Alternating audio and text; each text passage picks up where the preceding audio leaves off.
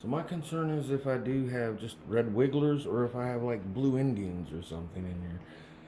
Because then that's gonna, how am I gonna take care of more for the blue or the red?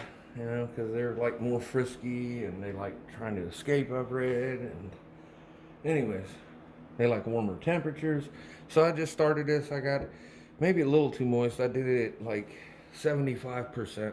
I weighed out the bedding that I used, and then I multiplied and used 3 times that amount in water so that it would be 25%, dry and 75% wet. And I had some spoiling head of lettuce, and so what I did is I pureed 90% of it and left 10% of it. And since I got a pound of worms, and I need to fill that up with more bedding probably.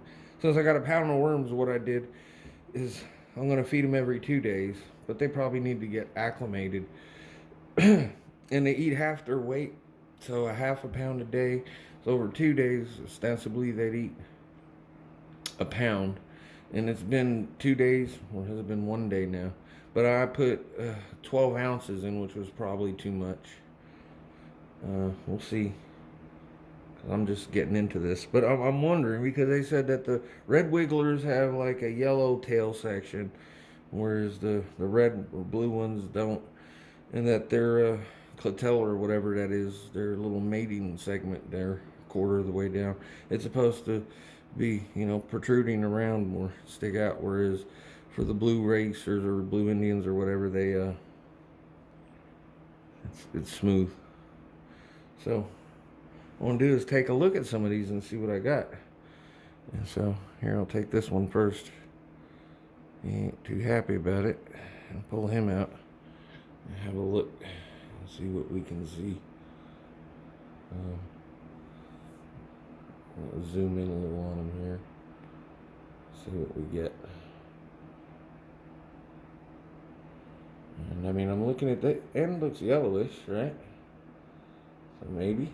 I know he ain't happy about this light. I want to get him back in there.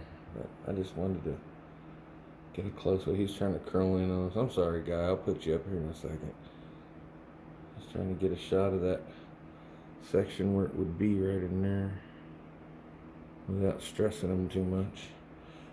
Pull back so I can find him. There he is. Let's see.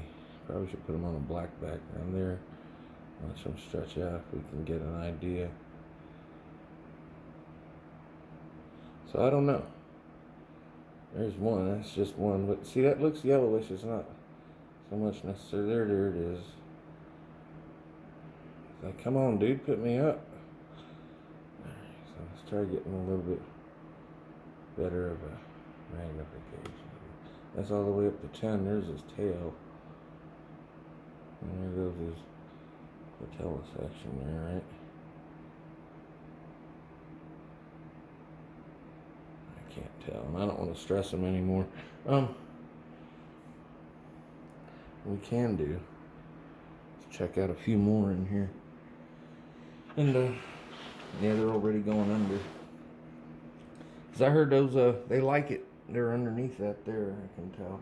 Having a little worm party there. And those all pretty much. Pull this up some.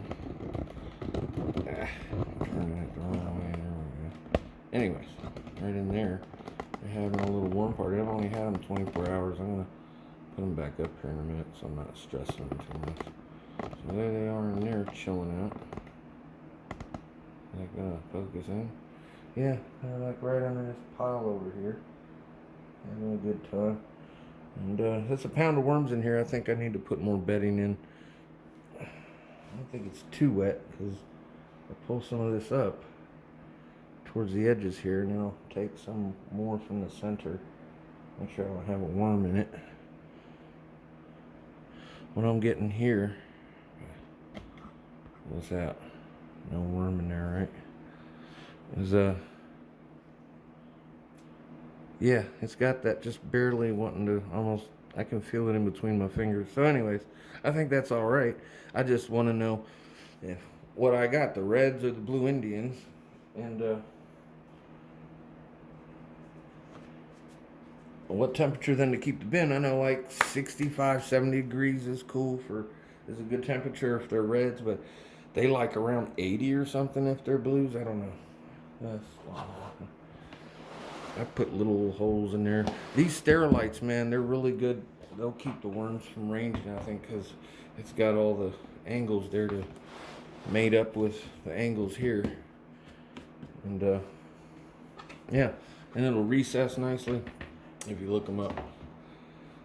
And that's about it, really. And it'll set. And so what I'm gonna do is I'm gonna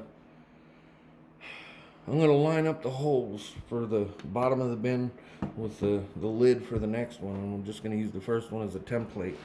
So another one, when I use it, I'll set it on top empty so it's nesting on top of the lid of the next one down, and then I'll drill straight down through so those holes line up so they have an easier transition when they're going up or down. And of course, then the only one that won't have holes is the bottom one, which will have a let me get that real quick.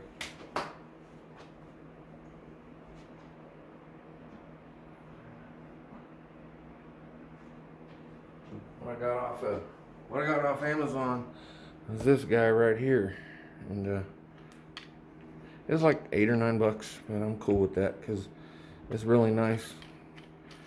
And you can see there's that, but this one thread or washer on there is like really weak, and it'll want to. You can see the washer right there. Actually, it's really flimsy. And I saw a lot of people complaining on Amazon about it. And a good fix was either Permatex, because it's food safe, you know, the same shit you seal an engine with. And the other one is a Teflon tape, you know, that white Teflon, which I've heard has better results.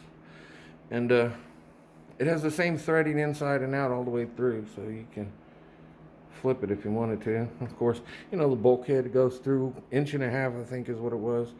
It's really solid. And it's highly rated, so that's what I got. And that'll go in the bottom bin for collecting the leachate or whatever.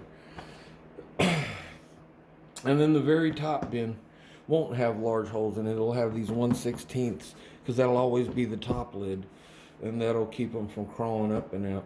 But all the other ones, I guess, will be like 1/4 inch. I'll put between the bottom and the top of the next lid so that they have a steady place they know. And what I'm going to do is in the bottom of the buried one that collects it, I'm going to put a mound, a plastic mound, so like I saw in one of those other, but the hotel or cafe or whatever. That's a good idea. But I'm going to screen it too, so I don't see why any shit end up going down in there.